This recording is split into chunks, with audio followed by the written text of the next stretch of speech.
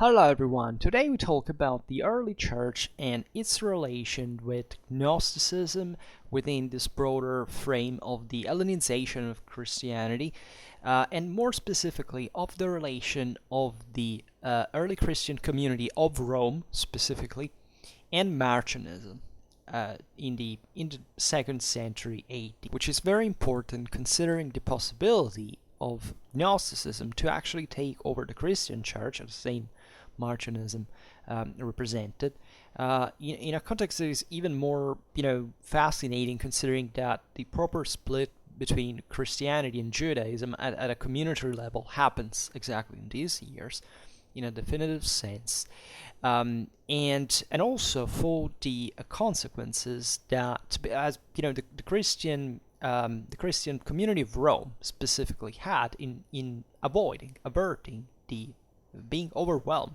by the same Gnosticism, and also setting those, if you want, dialectical bases, and also for setting those orthodoxy base that allowed the Christian church to fight back, especially during the 3rd century. This is the great struggle between Christianity and Gnosis, at very high levels, especially at a communitary one, right? The 3rd century is the moment in which you can see essentially the dialectical, incipient dialectical maturity of Christian thinking against a proper Hellenistic thinking, right? That would reach its apex mostly finally in the 4th, when naturally the Christians managed to rise now at a superior post in politics and society compared to these other movements, but that were definitely spread all over the empire, and it all makes it more fascinating, right? And we really owe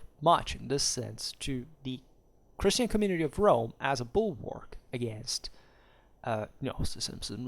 There was a time in which Marcionism was, Marcion himself actually went to Rome because he was sure he could, and he was also in positive terms. As you know, Marcion, went, with a peaceful hand, but his ideas were firmly repelled in front of orthodoxy that already at this stage was consolidating this very heart of Christianity and of the empire. This is in a broader time perspective, of course, the importance that the Church of Rome was maturing, right, and that would maintain its imperial legacy, we could easily say, even past the empire itself. Is such a concept is legitimate, which actually it's not, but of course we often deal as if we had lost the empire in the West at some point. Well, and definitely the church collected in an enriched way the legacy of such system for the evangelization of Europe, and its in the construction of properly a Christian empire on basis that fundamentally in the Byzantine world we would not be followed as such. It were a different direction, but nevertheless particularly important. Now it's not really a medieval perspective that interests us today, but chiefly a Roman one that, however, has a lot to do, in fact, with in the role that Rome had in this very specific moment in becoming the true center of universal power from this newly religious point of view, right? And as we were saying here before, the frame is very fascinating because Christianity, of course, emerged from a Judaism that was already heavily Hellenized, right? But it still emerged actually as a fringe of Judaism, and it underwent a subsequent Hellenization in a different context from the one which Judaism had properly had, right? And this happens, as we've said also before, in a moment in which Christianity was separating from Judaism, right? And was requiring, in a way, also a need for the integration with the motives and the thought of Hellenistic culture in itself. Harnack coined this term, the Hellenization of Christianity, which largely overlaps with the phenomenon of gnosis, right? So the separation of Judaism and Christianity that had this very important turning point in the revolt of Shimon Bar Kosebah, as you know, during the dramatic Third Jewish Revolt against Rome, right? That basically strained further the already precarious relations between the leaders of the Jewish revolt and Christianity, that actually had naturally a following in Judea proper, and it had to do in this naturally intense messianic vision of the revolt to basically be subjected to Judaism, so that Bar Kosebah imposed to the Christians to renegade their faith, to say that Jesus was an impostor, right, and trying to enforce this. And it's kind of ironic in the sense that the same title of Bar Kosebah eventually was remembered as the liar, at least he, from a Jewish perspective, had lied on the fact of being the Messiah and had not restored the kingdom of Israel, but had been crushed, and therefore had brought also to the destruction, the further destruction of Jerusalem. And this was one of the most dramatic episodes, definitely in Jewish history. And this went further, from a Christian perspective, that so in the fate of the same revolt as ever more legitimated universalistic need of Christianity itself, right? The empire which Christianity was propagating now was the one that had crushed the persecutors of the Christians in Judea, and that had revealed the mistake of the messianic revolt. That was not the one. So this exasperated the separations, the difference, the divides between the two communities, and as a consequence of this, among the various communities that of Christians that existed at the time, we remember Marcion as fundamentally the most aggressive enemy of Judaism within the Hellenizing Christianity, right? And this thinker had dramatically bold theoretical formulations that were fueled also by this dualistic vision typical of gnosis, right? Marcion himself was the maximum exponent of gnosis proper, at least intended in a secondary, narrower sense. He was son of fundamentally the wealthy, the upper middle class of Asia Minor, properly the Christian upper middle class. So, and he comes in this with a specific contrast. It's typical of dualism also between the riches and the poverty. Well, these all themes that will be typical. Even think about the Middle Ages, the Bogomils, the Catars, the Paulicians, etc. And these are some even of the same places where the thing originated, properly historically, and he also had definitely very anti-Judaic ideas, right? He was very hostile to the Jews, right? And such hostility was tied to the two great revolts of 115 AD and 132, right? And his condemnation from the side of the official church naturally has reestablished a necessary equilibrium that was necessary to maintain the Christian religiosity, right? That could not absolutely detach itself, like Marcion would have liked, from the Old Testament, right, and from the Jewish spirits and tradition, right.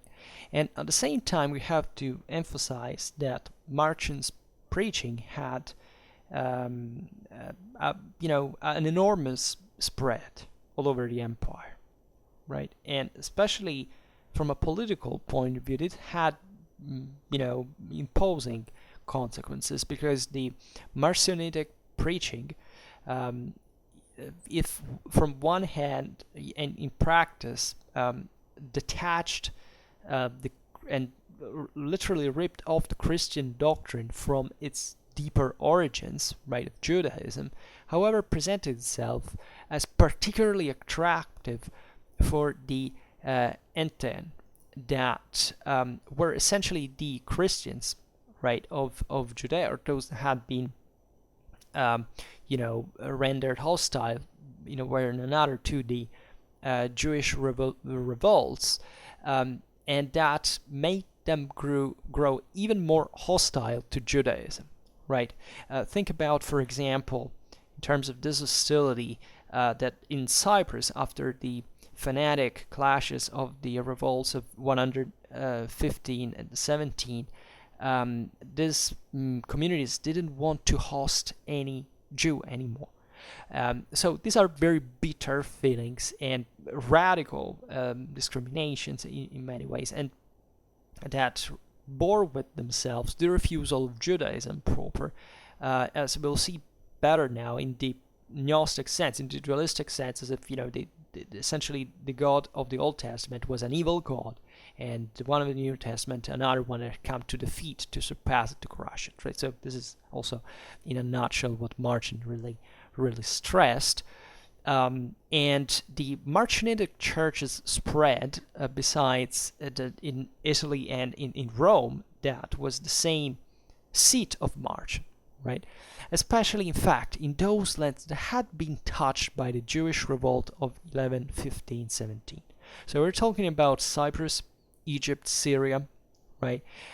In a particular way, right? Think about, as we were saying before, the medieval Paulicians probably derived from the Marcionitic churches that had this impressive development in the area.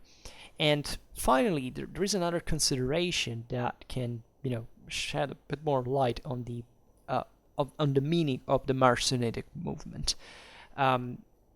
Marcion was a great subcontractor, right? He belonged, as we have already said, to the rich upper middle class of Asia Minor, right?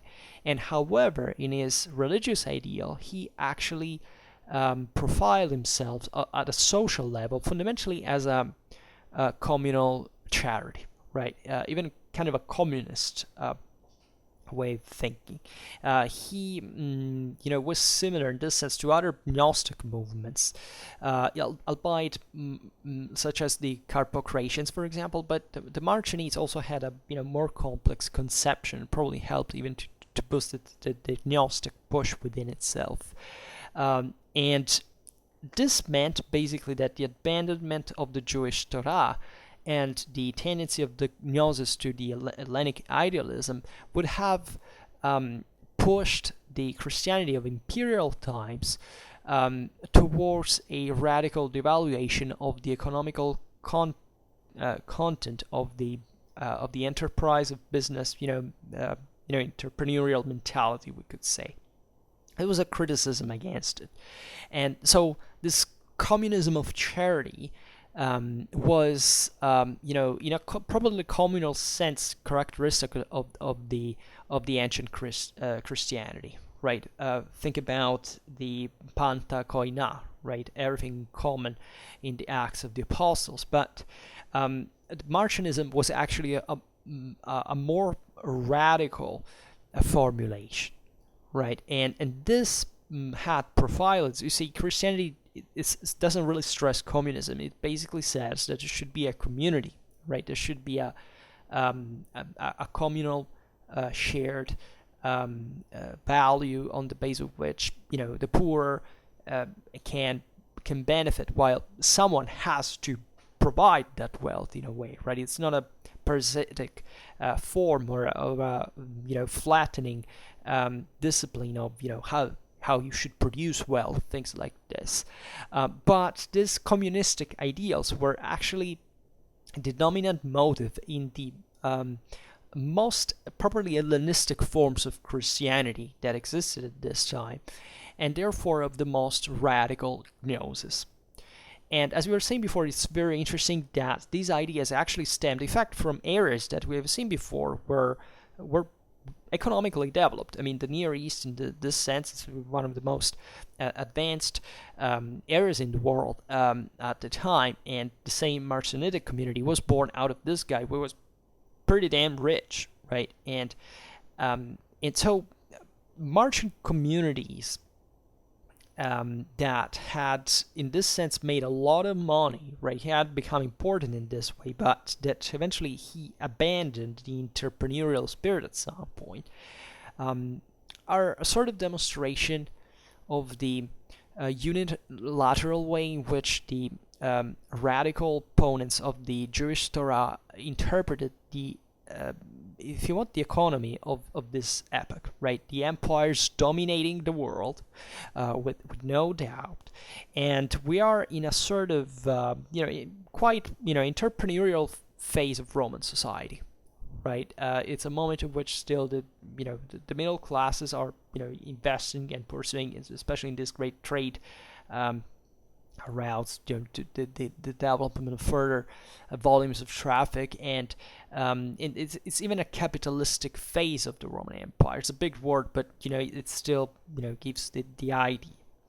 Whereas Marcion's companions were fundamentally, literally comrades of misery. That this was the term, which sounds kind of ironic and spot on at the same time, considering a more modern reference to this communistic contexts, and that reveals, if you want, probably this was a weakness in perspective, a rather abstract interpretation of the social relations within the same Christian preaching.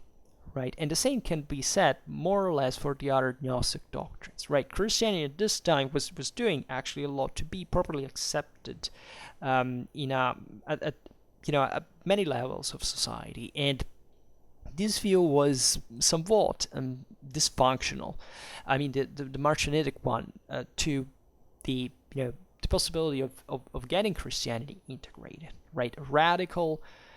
Communistic thinking is really not something that you can make realistically a society work on, right? It can appeal at some levels to some especially strata of the population, but when it comes to a properly managerial and administrative dimension, like the one of the church was already investing into as a proper community, right, of people who had to manage wealth for a large community, right, and maintain itself. Consider that Christians at this time do not have the support of the state, so they have to maintain themselves all alone. It's obvious that this is kind of a conflicting message, in a way, and many Christians were really, decent people from at this time. Actually, their social condition were fairly low overall, but its aim was to develop to expand in the immediately higher positions, that is the middle classes of these landowners, for example, that definitely invested, were not accessible or rich, but they knew the value of the market of property, and of course could not be said we have to be throw away our goods and just to contemplate, by the way. And also the anti-Judaic sentiment, as long as it could exist in the Roman Empire after the Jewish revolt, were quite massive things, right? What the Jews managed to do is astonishing, right? They were a small subjected people. They managed to commit Rome in this major campaigns. I mean, they showed an incredible courage and fanatism and zeal in their intent, and they even risked to be literally wiped out by the Romans. The Romans never properly committed genocide, right? Genocide is something very precise. Many people confuse it like just with killing a lot of people. No, killing a lot of people doesn't equate to genocide all the times. The Jews risked genocide, though, even still at this time, because of their revolts, because the Romans, because they were so extended, right, that there was a Jewish elite that definitely stuck with Rome, and that saved itself in this regard. But the temple was destroyed. I mean, think about what Adrian did is often forgotten. We talk about Titus a lot, but Adrian was probably crusher of Jerusalem in this sense, and there is a deep sense of frustration that, of course, the Romans considered the Near East in that sense. The Jews searched for help even from the Parthians. They had they had an interesting vision, right? The Parthians were actually, they sucked strategically speaking. I mean, they never gave up the idea of taking that Near East from the Romans, but they basically lost every single damn opportunity they had. And the Jewish revolts were definitely pretty tasty ones. But anyhow, for how the empire could see the Jews even here, as a bunch of rebels, right? It was not like presumably a shared kind of anti-Jewish feeling about this, right? It was a very different thing. Like, the Romans didn't reason in anti-national terms. In fact, as we were saying before, and even for this, middle classes, what was the point now of renegating completely of a Christianity that they that attracted them just mostly because of its communistary aspect? You start hating this other people as the Marcionitic vision as liars, as sons of the devil, where things like this. I mean, it would have been very it wasn't, it just didn't sound right. And the Christian religion could reconcile the communal charity and the reevaluation of entrepreneurial activity, right? And this could be done only if it had been founded on the old building of the Old Testament, right? Even if, of course, completely renewed by the experience of the new one, but in other terms, on the social level, the communistic tendency of charity that in official Christianity was contained within the necessary limits of the continuation of a society founded on the monetary economy, for example, and on the enterprises, on the businesses, that characterized the Gnostic ideals, and they're also, and for this, rendered difficult to insert the Gnostic communities within the society of the empire, right? They lost it properly at this socio-economical way, and probably not owned, right? So exactly, the communism of charity, if it wanted to immerse itself in a concrete reality, had to encourage the entrepreneurial spirit that rendered possible a practical achievement of charity. What do you make charity for if you don't have money yourself, and if you don't make money yourself? Christianity is not about communism. Christianity is about helping the people who can't help themselves, right? That can't be given a shot, a chance, right? Eventually to better themselves, to become independent as such at every level, right? A spiritual, but also the material one. So, as we know, historically speaking, it was a bitter clash between Marcion and the official church, right? That even if, within great difficulties, ended finally with the victory of the church, right? That was by far much more open to the forms that have been passed down by the social experience, right? This would be particularly clear in the Quis Dives Salvator of Clemens Alexandrinus. And the a bit of history of the Marcionitic church, because you see, its foundation happened in Rome under Antoninus Pius in 144. So less than a decade from the final defeat of Bar Kosebah, right? And of the rest, also Antoninus Pius, that had already been designated, appointed by Hadrian in 138 and succeeded to him in that same year, had to crush even though he had not to move from Italy, some Jewish riots, right? And it's very meaningful that Marcion, in this perspective, chose Rome as the center of its preaching, right? There was probably, an international understanding of the situation, because he saw where the center of the empire and of the same Christian church was shifting, right? And it wanted to hit, in this sense, at the heart of the same Christian community, aside from even the very important churches of, the very important Christian communities of the East, right? Because in this way he would have accomplished what in the East was already present. So this spread anti-Jewish feeling, and inserting with it all the the Gnostic vision within the Christian Orthodoxy in the West. This is where Rome, the Christian community of Rome, stands against, right? They managed to defeat him, and in fact, it's very before founding his own church, Marcion had attempted to even, captivate the community of the Roman presbyters, for example, to which he had donated 200,000 sestertii, right?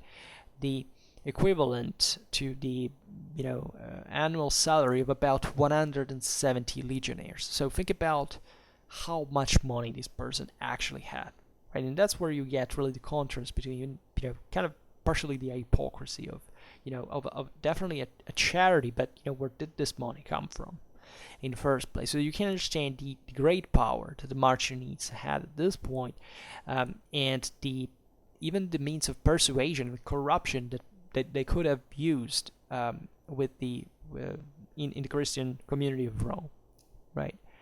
And he was hoping, he was betting actually, that his own affirmation in Rome would have granted to him all, or at least an important part of all of the other Christian communities, right? So if this had happened, if Rome had fallen in many ways, Marcion would have probably overturned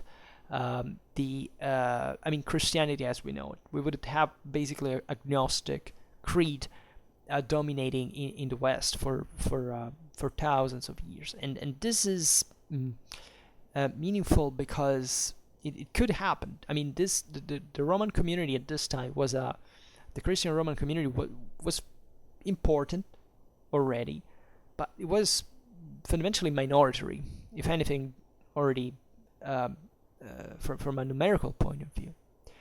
But this is the point: the Roman community had an exceptionally strong position, right? Just as Rome and Italy were at the head of the empire, so also the center of Christianity, over which rose what would be called later on the Potentior Principalitas, right? The most powerful principality within Christianity, right? And there were naturally very other important ones in Italy as well. So Marcion probably looked at them as well. For example, Ravenna, right? Exactly in these years was actually consolidating. And the term Potentior Principalitas actually are the Latin tradition of a term that later on, between Marcus Aurelius and Commodus, the bishop of Irenaeus of Lyon, would express to describe the community of Rome, right? That was founded basically on the work of the two principes among the apostles, right? This was the concept, right? They had parallel Peter and Paul as probably emperors in this sense, right? As the first among the apostles. And in Greek, even the term had insisted on the semantically on the fact that the community was founded by the principes, right? Peter and Paul, and the etymology is the one of hegemon, right? Probably hegemony. That is to say that Peter and Paul were hegemonic among the apostles, and the same Rome was starting to be hegemonic on Christianity. This is all the more important if you think, once again, that Christianity would have become a licit cult only by the 4th century, and still Rome was credited with this, as this center of Christianity. This is radically important in the history of Western civilization, right? The fact that Rome structured itself with this centrality already so early, right? And with this tenacious character that managed to withstand true orthodoxy, the same Marcionitic, that the Gnostic push that were extremely strong at the time, right?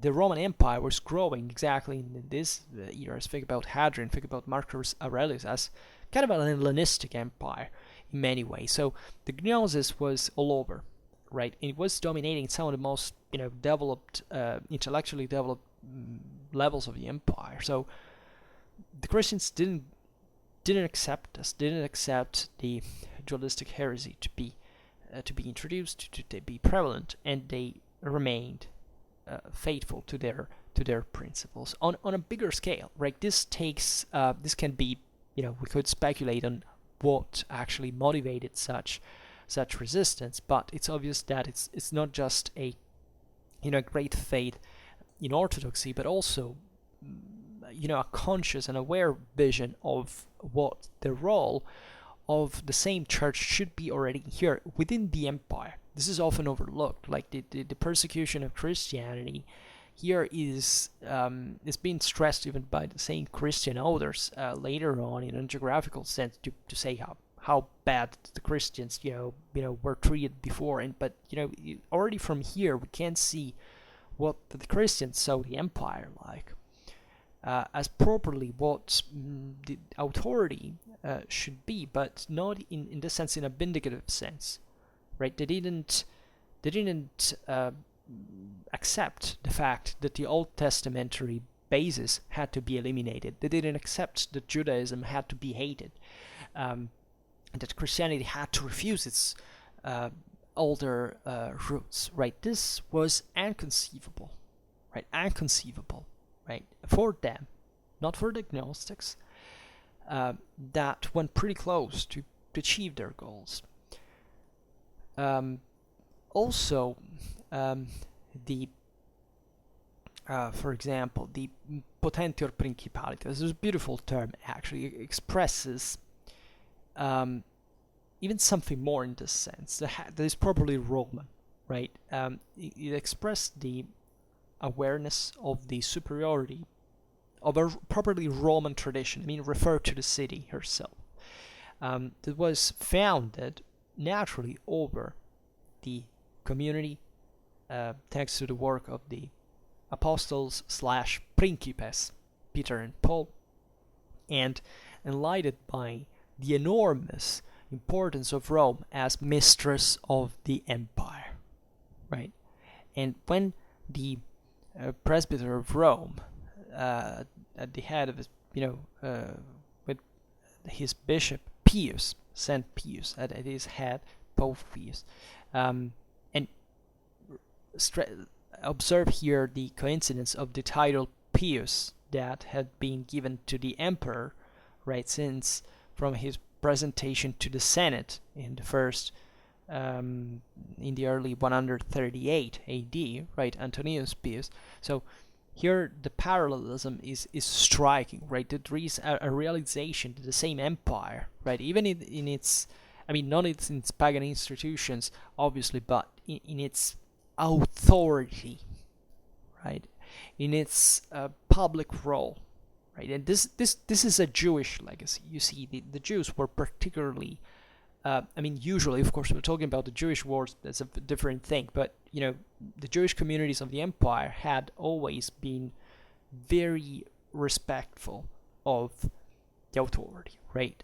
There is a branch of Judaism that stressed exactly this idea that wherever the Jews went, they had to respect the laws of the area, right? That this was profitable to the community. They didn't have to do, of course, something that went against their principles, but they had to, if you want to come to compromise where, where possible, right? And this is an aspect that definitely Christianity inherited pretty well, and this attitude was important because you see, Marcion conclusions were too radical, where they had to be rejected, right? This attitude was a great weight in the history of early Christianity. The respect towards constituted authority.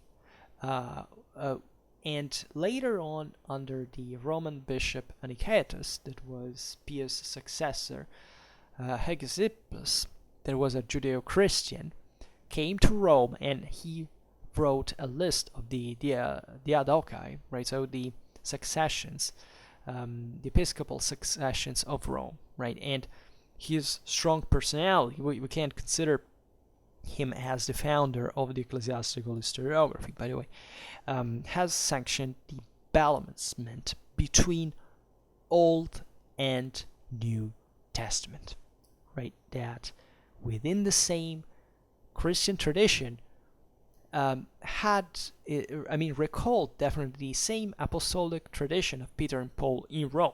As you know, Peter and Paul had actually pretty strained relations. Peter represented, of course, the more properly Jewish legacy, of course, of Christianity from Jesus' teachings. Paul was responsible properly for the Christian revolution to take root, and both of them died in Rome. They actually had, pretty, such strained relations that actually Peter, especially, and his community tried to kill Paul. Right, the Romans had to give a guard to him, and to be judged. Importantly, as he was, Paul also had, interestingly enough, this properly, aristocratic and conservative Jewish background. Right, he probably participated to the first martyrdom to the killing of Saint Stephen, back home, right? And yet he's the one exactly that surpasses this dimension. But within the apostolic tradition of Rome, Peter and Paul represents the indissoluble alliance between Old and New Testament that cannot be separated. There is properly a Judeo-Christian tradition, and we live in the legacy of it still. This has nothing to do with what you believe, but if you are part of the Western world, this is what you live in, because these are the pillars of Western civilization. And the work of Hegesippus was of dramatic importance, in fact, once again, for the history of the world, because it excluded forever from the Orthodox community the Gnostic attempts, right? Obviously, always, if we consider the word gnosis in a narrower sense, on the Marcionitic type, let's say, and more in this sense, the properly Gnostic attempts, for example, in the type was taught by Valentine in Rome, that was basically at this same time, right? And already at this point, this Christian community of Rome was, as we have recalled at the beginning, composed mainly by Easterners and Greeks, right? So this community, the language of which is Greek, is not Latin, right? But it has properly represented a Roman tradition of enormous relevance, and of it we can know something from, for example, the two apologies by Justin, that was a Christian from Flavia Neapolis that came to teach in Rome, and that are addressed, the first one to Antoninus Pius himself, and the second in the occasion of the condemnation of 3 Christians of the Roman community from the by the urban prefect of the Urbs, Lollius Urbicus, in fact, to the Senate of Rome, right? So this community, as you understand here, also spoke in direct terms to the higher institutional figures of the empire, in the same heart of the empire itself. And also there is the problem of the relations between Christianity and Judaism that still remained at many levels. And of course, as we've seen before as well, after the defeat of Bar Kosebah in 135 had been increased, right? Think about to the transformation of Jerusalem in Aelia Capitolina, right? And this was a topic dealt with by Justin in his dialogue with the Jew Trypho. And very meaningfully in here, there is actually the aversion towards this figure of the Marcionite, anti-Jewish apologist, right? That still, doesn't exclude an open debate and critique towards the Jewish interpretation of the law, right, from a Christian point of view, but it definitely says that anti-Judaism per se is wrong. The Marcionites are wrong, right? And Justin follows a sort of spiritual / allegorical interpretation, for example, regarding circumcision, and it also accepts, the situation that had followed to the victory of Hadrian over the followers of Bar Kosebah, right? So it gives a fundamentally, civil order in what the situation is developing like. It's obviously from the side of the empire in this sense. And therefore, as we were saying at the beginning, the separation between Christianity from Judaism at this point has already happened, and it's especially irreparable, right? And especially when under the same Antoninus Pius, or as others say, under Marcus Aurelius, the bishop of Smyrna, Polycarpus, was condemned, and also the Jews of the city, not just the pagans, were actually bitterly hostile to the Christian martyr, right? And however, so let's not think, as we were saying before, that these struggles, even between Judaism and Christianity, were so light, were actually bitter, right? I mean, that was a violent world. All these various communities had, it's kind of ridiculous when people think that even paganism was kind of a peaceful. Paganism was one of the most radically violent way of, if you look at how temples, corporations interacted among each other. I mean, it was as brutal as you can imagine, and this was fair in this world. Christianity didn't invent anything in that regard, even for later clashes, armed bands, and so on. But in this case, where Christianity was not prevalent, especially in these areas where even Judaism was prevalent. There was at least in monotheistic terms, there was definitely this interplaying with, even the pagan policies in an anti-Christian sense. So the thing was really, really rough, and it's all the more meaningful that still the Christians, and from Rome, right, with this probably Roman awareness, said our disagreements with the Jews cannot bring to the elimination of the Old Testament from Christianity. Right? I think this is an extremely important civilized thinking, right? And it's bad, really, because even if this is maybe anecdotal, but if you think about it, modern anti-Semitism in many ways does stem from a radically ignorant. In many ways, there are many sources of anti-Semitism, but there is also a branch of it that is radically ignorant, pretending that there is no Old Testamentary legacy within Christianity, that there is nothing like Judeo-Christianity, that the Jews are something and the Christians are something else. This is seriously wrong, just at so many levels, at the theological, at the philosophical, at the cultural. It's but from a strictly historical point of view, right? And reflect on what Hegesippus wrote, reflect on what Justin wrote, right? But the most important element of this is that in this separation between Christianity and Judaism, just at a certain level, as we've just said, did not bring at this time what would have been apparently a logical consequence, right? That is, to that extreme Hellenization of Christianity that would have led to a triumph of the Gnosis, right? Or even to a victory of the Marcionitic heresy, right? As we were saying before, this was a realistic possibility at this time.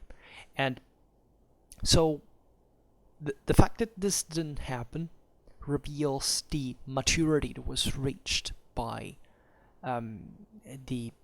Christianity, by the Christian community, and in its own same spiritual balance, right? To which the Potentior Principalitas of Rome, definitely with her presence, contributed largely, right? Because what the Christian community of Rome was doing was noticed, right, by the others, right? And it was already growing to be central in many ways.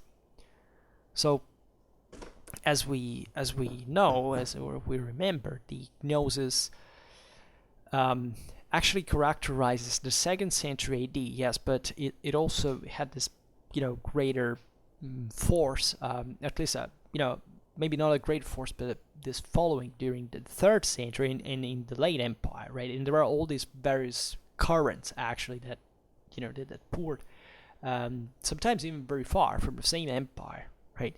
And this is exactly the, historical meaning of the Gnosis, that is, in the full times of the humanistic empire. Here we're talking about Hadrian, we're talking about Marcus Aurelius, right? So the humanistic ideal was the center of the Roman culture, right?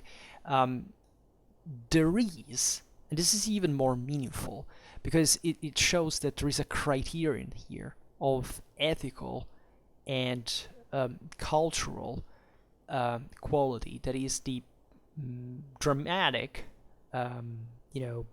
problem of the relation between Christianity, right, the Christian spirit, and the Hellenic culture, right?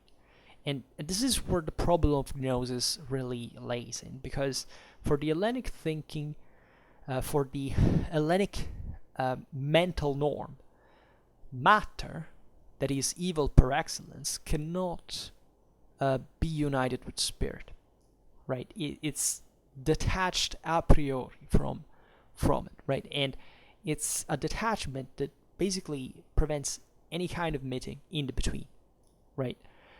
Spirit and matter in the Hellenic thinking are separated, right? And in fact, in this heretical thinkers, for example, in Valentine's preaching, it was taught that the Christ Ion was united with Jesus, but not with the corporeal Christ of the Gospels, right? And so this is really the enormous significance of Gnosis, right? Is of the fact to have increased the problem of the relation between pneuma and sarx, right? Between logos and soma, that is, in other ways, for the spirit and the flesh, right? And exalting, thus, through his opposition to the common Christian conscience, for example, the truly unique character of such consciousness, and it's the fact it could not be reduced to the pure forms of the Hellenic thinking. That is, Christianity came out naturally from and properly from the Judeo-Christian, read Peter and Paul, tradition as an already more complex and sophisticated ethical system to the one of the Hellenic thinking as a whole, right? And this is of enormous importance. I mean, we could talk for hours about this, in the sense that we should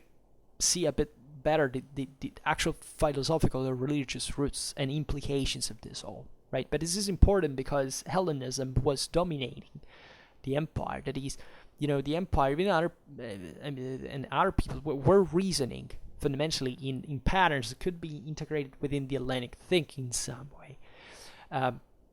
Christianity was not like that, right? Christianity in many ways was a step forward, and do not underestimate, do not overlook this intellectual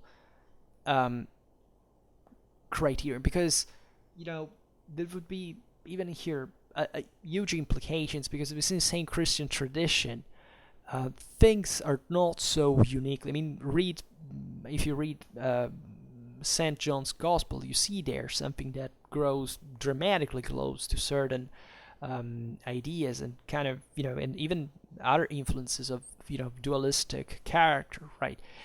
There is also at this point in historiography a quite vivacious debate on what dualism actually was in some religions, like, for example, Zoroastrianism, right? And it's not so simple as just as a dual thing, but in some ways it can, of course, interpret it as such. There is an eternal becoming, right? But it's still about the idea, of course, that there is that the motivation for the evil in the world is naturally, explained through the fact that, from those dualistic views, that there is a good God and an evil God, or at least a good force, a good spirit and an evil spirit, and that there is an eternal struggle between the two, right? And this had also within Hellenistic Judaism, that properly corresponds to a phase of Jewish history, and thought a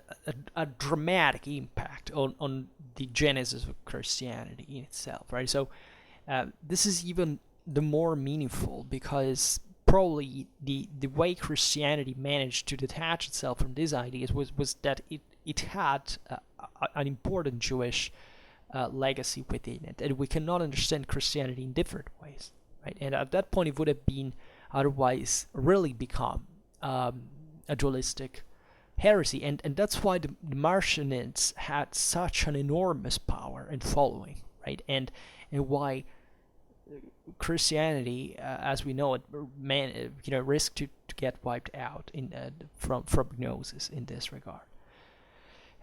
So this is really the point that I want to stress today, and looking at the protagonists that rendered what happened possible, right, historically speaking. And you can understand here the implication of Gnosticism as well, right?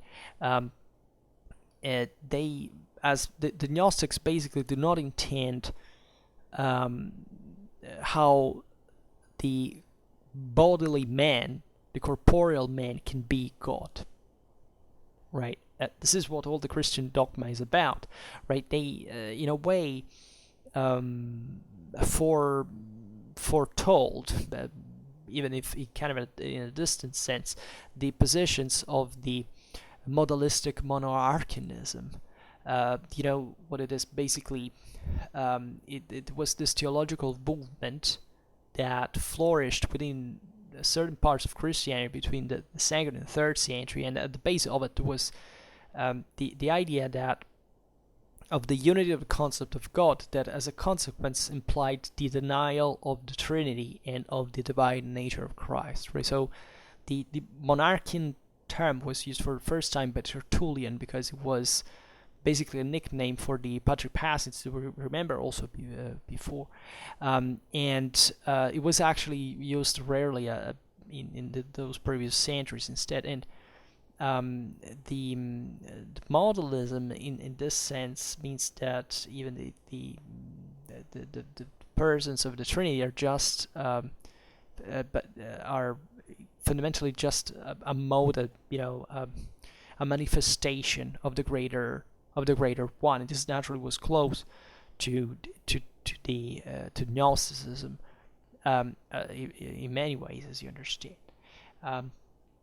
And so that Christ, God, right, is, God with small g in the sense from their perspective, right? It's just but a mode of the unique God with capital G, right? And therefore of the Father. And you see, when the Gnostic storm was passed, the official church could at that point fight its battles of thinking on, much more clearly delimited plan, right? But with certain spiritual positions that had obviously always to deal with that Hellenistic rationalism from which the Gnosis came from. Of course, Christianity, in its path of acculturation, brought to basically absorbed the same dialectical methods and brought a consistent part of its thinking, that same Hellenistic reason, of course. In here, we shouldn't maybe consider Hellenism as just rationalistic, right, or irrationalistic, we could say.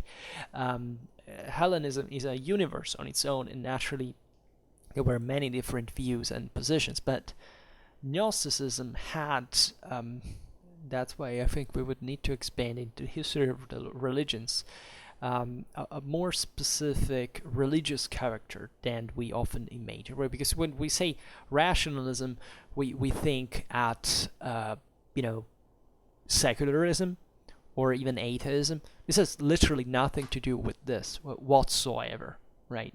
This is a modern, an invention of the last maybe 100 years, not even 200, because frankly, look at modern philosophy, think about how many Christian rationalists are the single most important ones that exist in Western. Think about Descartes, but this is another thing now. The important though is to realize that at the time these terms mean certain specific things.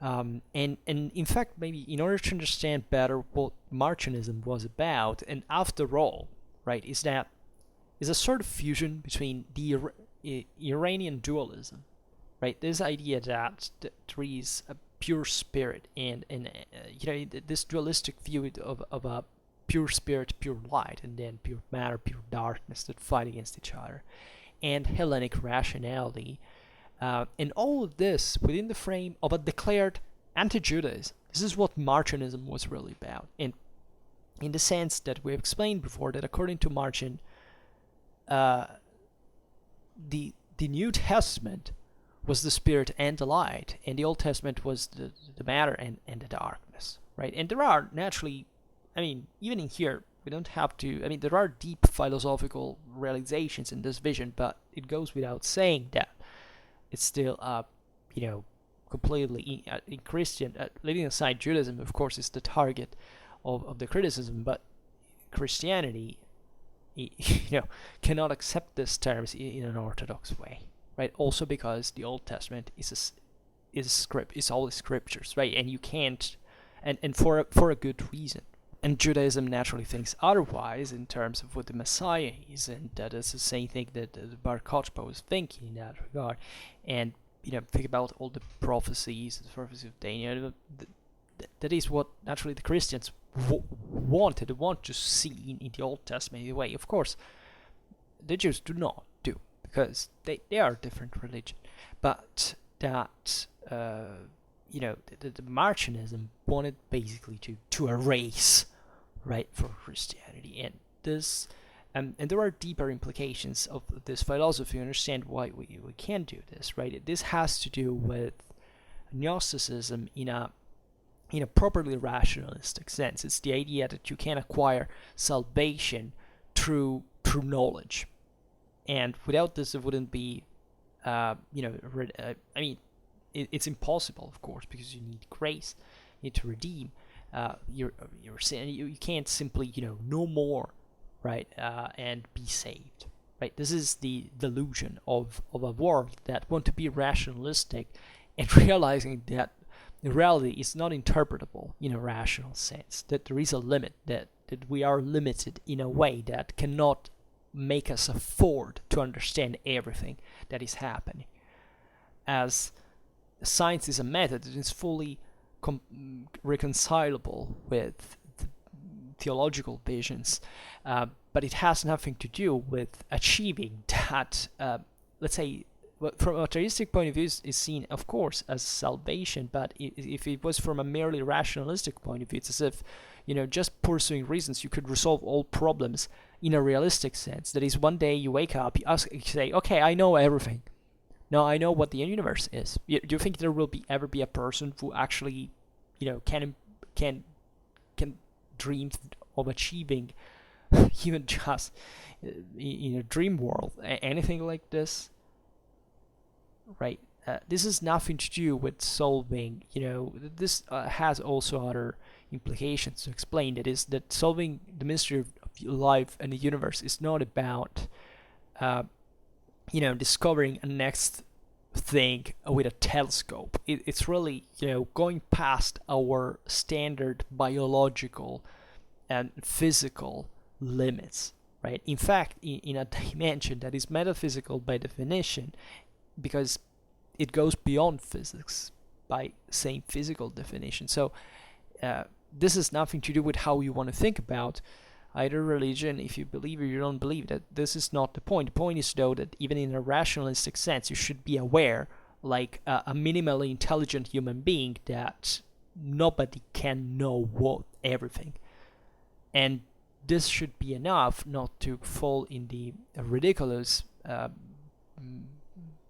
claim to know everything fundamentally, and that is not to do.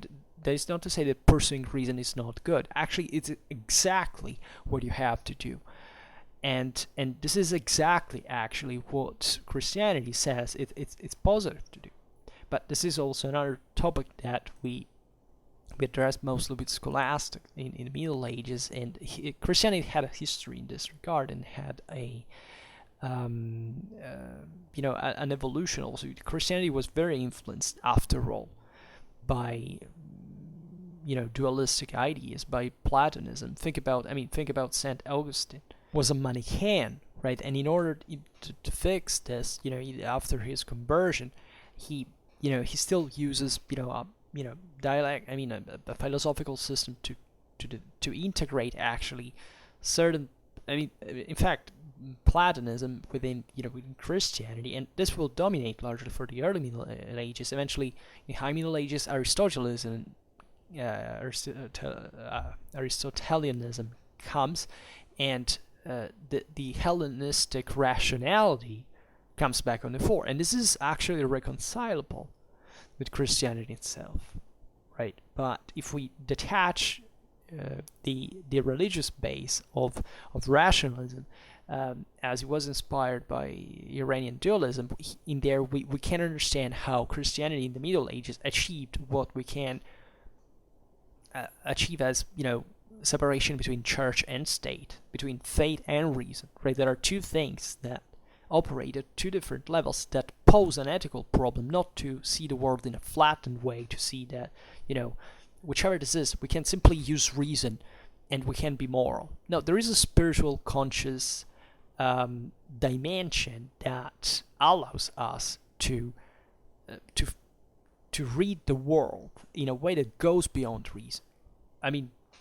Modern science, philosophy stresses continuously we can't be irrational. Theories of the homo economicus are thrown in the bin because they do not depict reality as we know it. These are all concepts that inspired idealism. Even the series von Clausewitz is fundamentally about this. It's the fact that humanity, within its miraculous nature, has certain capacities that we can't understand rationally speaking, that however manage to understand reality, that is not pure reason at all. Most of the times reason is dramatically minority in every single of the best judgment that we have, right? So this is, once again, as you know, Schwerpunkt is not designed as a Christian or theistic or atheistic channel. It has nothing to do with this. Here we make history, but this has to do with the philosophy of Western civilization that passes straight through this. right? I'm frankly quite embarrassed when I hear people to say, well, what do you need theology to study history for, right? That is to say, basically not understanding literally anything about all Western thinking and culture and philosophy, because it all started from this. So that's how brutally ignorant and our own society has become, through stressing that all we need is reason. And of course it is not. We need reason desperately, as much as we need something else that has to do with our ethical responsibility, with our consciousness, and our conscience proper, that are strictly interrelated, right? So this is bad, right? Because there are many places out there. I fortunately come from a context that is actually standard in, I presume, most academic realities in Europe. I mean, I'm not aware. I'm aware of other places in the world. Of course, there is a wild, even in Europe there are certain things. But generally speaking, in Europe, we overwhelmingly still study these things. I mean, these are things we study on, university books all the single time. You're talking about public academies, the single largest universities in Europe. We study this in the history of philosophy and of religion, and it has nothing to do with what the person that is teaching or learning is theistic or atheistic. It has literally nothing to do. This is elementary knowledge that every person growing in the world should at least, especially in the Western world, should know about, because not knowing these things means basically you know nothing about where you come from. I mean, here we're making a history, for example, of Christianity video within, for example, a Roman history context, and therefore, I will not digress further, but you understand what this means. Without this connection, nothing about our own history would make sense. This is why so many people are lost at so many levels of life. It's not because they've been mandatorily taught a religion, or they have mandatorily taught that religion is, it doesn't have any purpose, right? And this is properly about the fact that people do not know history. I mean, they've never been told these things at school, in families, overwhelmingly so. And then you wonder how we can even think to build, to fix at least the world we have created with dramatic spiritual, rational, physical forces that condensate in exactly what we're talking about. This is really and seriously bad. So what I would like to stress here is also that, for example, still about Marcionism, that according to Marcionism, Jesus, for example, in the antithesis of Marcion, is basically the good God, right, in the dualistic vision, but dressed, and just literally dressed in human form, right? That is, it's as if he had, flesh and bones on, but it's not part of him, right?